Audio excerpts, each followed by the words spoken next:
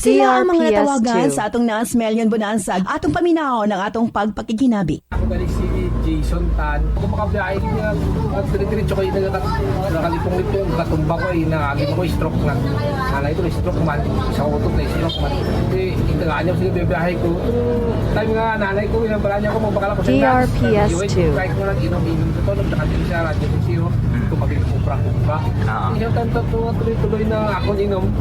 Magkano namin na akong biyahe, diretso na akong biyahe. Kung alam ko nagkakalipong-lipong, bawid-hawid ko daw, matumbag ko. Kaloy sino, mas lamang kita ko sa Nans Kag-iwid nga product namin. Ang ginaiya nga resulta, bulig sa lawan. DRPS2. Salamat din sa may harap na product namin ng gamot ko. Salamat din. Ito, hindi ko maka-ano kayo, uyat ko sa mga ulo, matumba ko, pulbaan ko. Hindi ko tumpa ka kayo, grabe lihim sa ulo ko.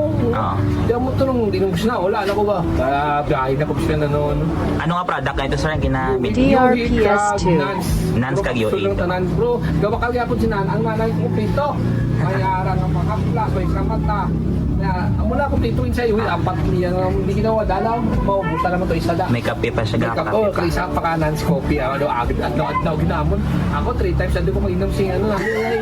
DRPS2. 3 times a day. Ano, ang ginainom ko ang yuhig at saka nuts partner na siya. Kami gid siya. 3 times a day. Oo. 3 times a day. Ang ako niya na mga resita na bulong hindi ko na nainom. Muna lang to ako yung sa. Oo. Inugay na, di ko hindi na. Ikaw, umana, ginawak ko na sa ito, kabiyahe ko. Nagpasalamat ko sa product na nangayaman, may aras DRPS2. Thank you God, kay napilian niyo na po. Thank you sa kay Ma'am Arlene. Yung basta salamat din Ma'am.